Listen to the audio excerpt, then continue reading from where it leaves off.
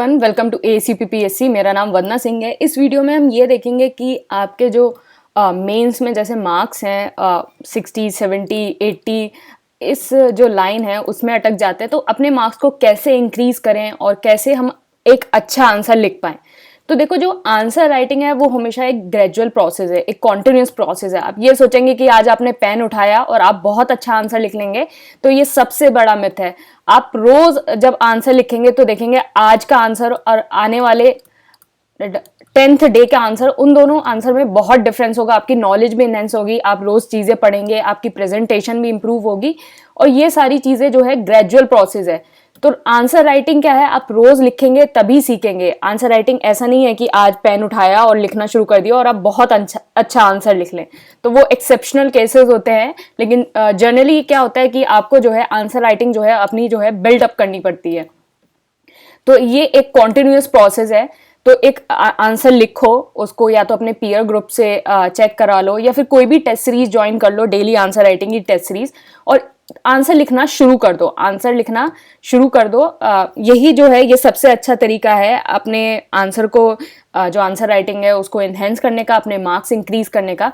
दूसरी चीज क्या है आंसर राइटिंग से रिलेटेड, आपका जो सिलेबस है, सिलेबस के अकॉर्डिंग टॉपिक वाइज आपके पास हर टॉपिक के कुछ कीवर्ड्स होने चाहिए।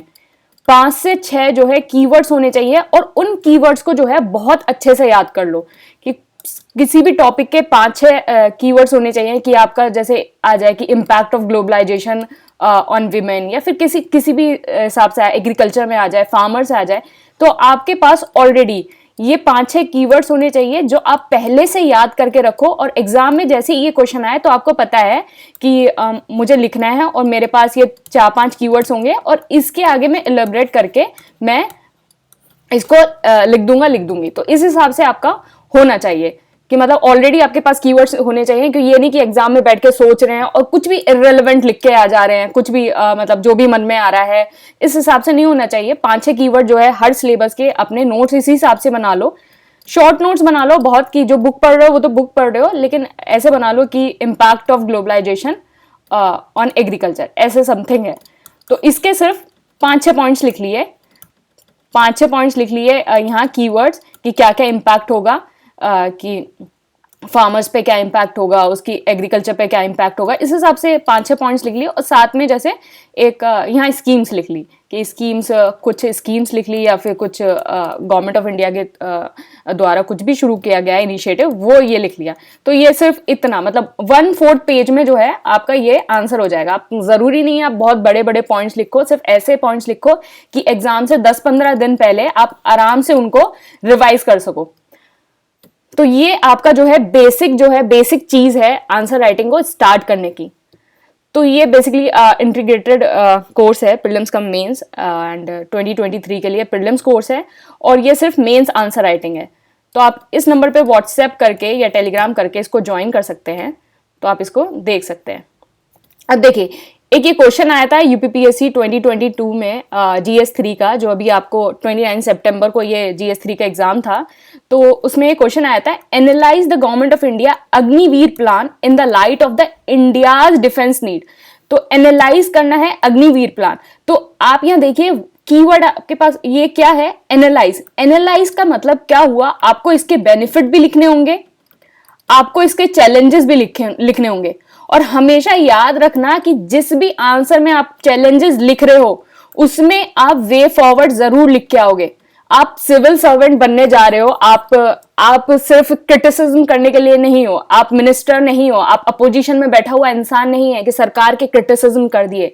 आप एक सिविल सर्वेंट हो, तो आपने जब भी कोई भी चैलेंजेस बताए, कोई भी ड्रॉबैक्स बताए, तो आप बताओगे उन ड्रॉबैक्स को कैसे सुधारा जाए। तो हमेशा जो है अपने आंसर में वे फॉरवर्ड लिखना जो है बहुत ज्यादा जरूरी है। अगर आप चैलेंजेस लिख रहे हो, वे फॉरवर्ड तो आप वैसे भी लिख दो, कभी कंक्लूजन के फॉर्म में वे फॉरवर्ड लिख सकते हो। कंक्लूजन में आप एक तरीका का वे फॉरवर्ड, वो भी एक तरीका होता है कंक्लूजन में, कि जैसे आपने 2-3 लाइन का कंक्लूजन लिखा और उसमें ही जो है कंक्लूड करते हुए एक वे फॉरवर्ड दे सकते हो। लेकिन अगर चैलेंजेस लिख रहे हो तो वे फॉरवर्ड बहुत अच्छे से आप लिख के आओ। तो ये आया था अग्निवीर प्लान से रिलेटेड। तो ये देखिए, ये ASUP-PSC का पोस्ट है, मैंने पोस्ट किया था 10 सितंबर को, तो 29 सितंबर को आपका पेपर था, 10 सितंबर को ये पोस्ट था। और यहाँ हमने अग्निपथ स्कीम के बारे में डिस्कस किया है, उसके चैलेंजेस। तो ये 10 सितंबर को ये पोस्ट हुआ था और बिल्कुल मैंने आपको सिनॉप्सिस दिए थे, आंसर दिया था। मैं नीचे लिंक दे दूंगी, लिंक से आप डायरेक्ट देख सकते हैं, आप इस आंसर को डायरेक्ट लिंक से देख सकते हैं। तो आप देखिएगा 10 सितंबर को ये पोस्ट हुआ था ये आंसर। तो ये क्वेश्चन था जो हमने आंसर राइटिंग प्रोग्राम में दिया था 2022 में। What are the benefit of the Agnipath scheme, discuss the challenges associated. तो वहां उन्होंने एनालाइज करने के लिए दे दिया था। एनालाइज का मतलब यही होता है कि आपको बेनिफिट लिखना है, चैलेंजेस लिखने हैं और वे फॉरवर्ड लिखना है। हमने ये डायरेक्ट दे दिया था कि बेनिफिट भी बताओ और चैलेंजेस भी बताओ। तो देखिए, सबसे पहले आप क्या है 125 वर्ड्स में आंसर लिखना था। इत्तेफाक से जो UP-PSC है उसने भी 125 वर्ड में ही आंसर दिया था, तो इससे ज्यादा का हो भी नहीं सकता ये आंसर, इससे ज्यादा क्या ही लिखोगे। तो 125 वर्ड्स में ये आंसर लिखना था। तो देखो, कभी भी अपना आंसर 125 वर्ड्स में ही आंसर लिखना है तो हमेशा अपना आंसर क्या करो कि जो आपका इंट्रोडक्शन होना चाहिए वो 20% ऑफ द आंसर होना चाहिए, कंक्लूजन भी आपका 20% ऑफ द आंसर होना चाहिए, और आपका जो बचा 60% वो आपका बॉडी होना चाहिए। तो देखिए, सिर्फ मैं आपको एक झलक दिखाऊंगी इस आंसर की और आप इसकी प्रेजेंटेशन देखना। आपको कहीं भी इसको समझने में, किसी भी चीज में कुछ भी दिक्कत हो रही है, देखिए ये आपका आंसर है। बेनिफिट आपने देखे, फिर आपने डिसएडवांटेज देखे, फिर आपने वे फॉरवर्ड देखा। प्रेजेंटेशन पे बहुत ज्यादा ध्यान रखिए कि आपको जब एग्जाम में प्रेजेंटेशन क्या है। प्रेजेंटेशन, अब देखिए आप आए, आप अच्छे से तैयार व्यार होके आए, अपने शू पॉलिश करी आपने, आपके वेल ग्रूम्ड हैं आप, अपने हेयर अच्छे से कॉम किए। तो जब आप इंटरव्यू में घुसते हैं तो सबसे पहले आपको देखा जाता है कि आप किस तरह से ड्रेसिंग सेंस है, फिर बाकी सारी चीजें आपकी नोटिस होती हैं। तो this is what is presentation. आपकी जब कॉपी खुलती है तो आप किस तरह से अपने आंसर को प्रेजेंट कर रहे हैं, वही थोड़ा सा अपीलिंग हो जाता है। तो प्रेजेंटेशन बहुत ज्यादा इंपॉर्टेंट है, प्रेजेंटेशन पे ध्यान रखिए। आंसर राइटिंग को भी, अगर जिसकी बहुत ही गंदी रीडेबल आंसर नहीं है, उसको भी थोड़ा सा अपनी आंसर राइटिंग को भी इम्प्रूव करना है। तो थोड़ी आंसर राइटिंग, अब देखिए, अब इतना मतलब बहुत हद तक तो आंसर राइटिंग इम्प्रूव नहीं हो सकती है, लेकिन कुछ हद तक हो सकती है, क्योंकि इतने साल की आप इतने साल से ऐसे ही लिख रहे हैं तो बहुत ज़्यादा मुश्किल है कि इम्प्रूव हो जाए, लेकिन कुछ हद तक हो सकती है। ABCD लिखना शुरू कर दो, सुलेख लिखना शुरू कर दो, इस हिसाब से आप कर सकते हो। तो देखिए, प्रेजेंटेशन तो आपने देख ली। अब देखिए 20%, अब 20% जो है आप उसका इंट्रोडक्शन लिखेंगे।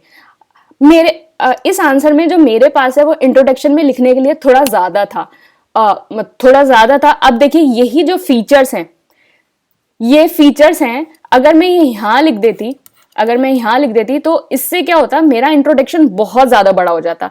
लेकिन मैंने क्या करा, इंट्रोडक्शन को अपना शॉर्ट रखा और फीचर्स को एक तरह से फ्लो डायग्राम में बना दिया। This is a part of introduction only, कि एक तरह से मैंने फीचर दिखा दिया। ये मतलब कि मुझे थोड़ा ज्यादा पता है, लेकिन मैं स्पेस नहीं ले रही हूँ और इंट्रोडक्शन भी अपना शॉर्ट रख रही हूँ।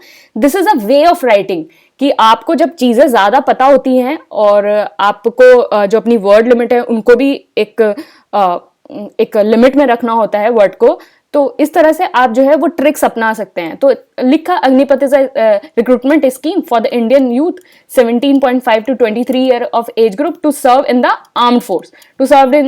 This is the introduction, this is a basic introduction.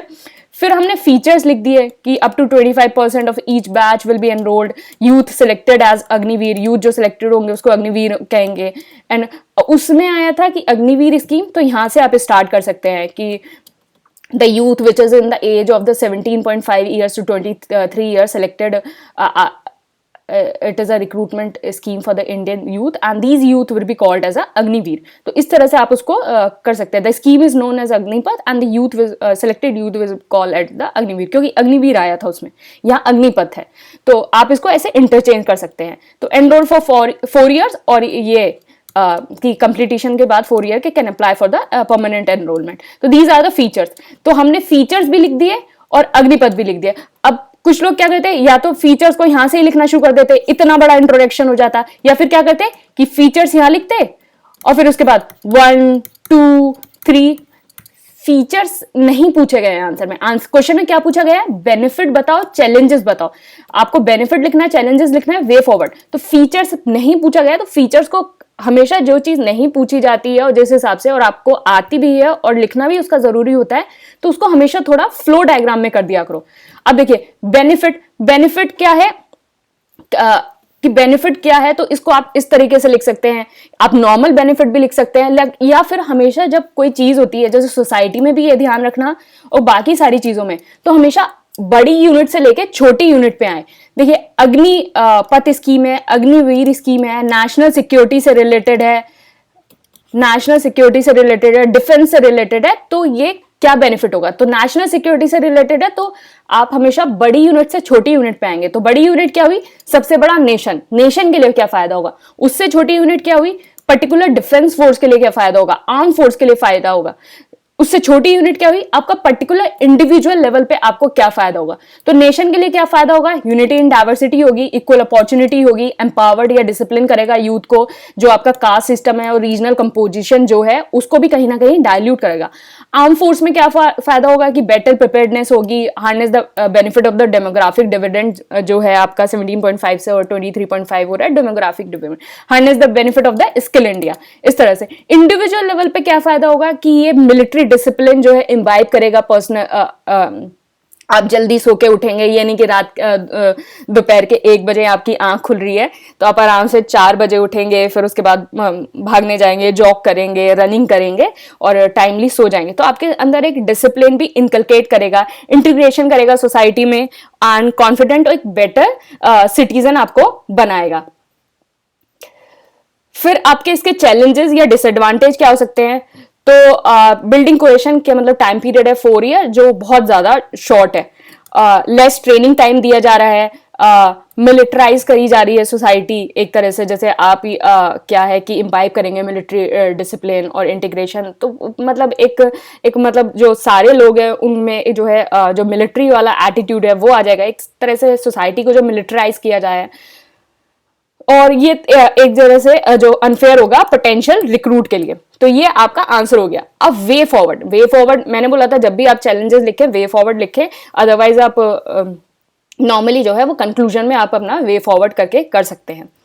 तो वे फॉरवर्ड क्या होगा, वे फॉरवर्ड क्या हो सकता है कि educational qualification can be raise to 10+2, 10+2 educational qualification हो जाए। Scheme need to be link to other man power management, तो स्कीम जो है अदर मैन पावर मैनेजमेंट से लिंक हो। Incentivise the personnel already in the forces, तो personnel already in the forces जो है उनको इंसेंटिवाइज कर दो। अब मैंने बोला 20% of the answer should be conclusion. आप ये नहीं कि मतलब पूरा चिट्ठा आंसर का लिख रहे हैं या फिर एक लाइन से कि हाँ Agnipath scheme is very good for the defence forces, इस तरह से भी कंक्लूजन मत लिख के आया करो। ये इस तरह का कंक्लूजन नहीं होता कि Agnipath scheme is very good for the defence forces, we should implement it. इस तरह से कुछ यू शुड, आप सिविल सर्वेंट बनने पा रहे हो तो कुछ कंस्ट्रक्टिव क्रिटिसिज्म करके या फिर कुछ आप कि क्या होना चाहिए और क्या नहीं होना चाहिए, इस तरह से कंक्लूड करो। तो Agnipath scheme will create the future ready soldiers, तो फ्यूचर रेडी सोल्जर्स बनाएगी। Meanwhile government should focus that after 4 years of the service 75% will not be out of the reach for other job।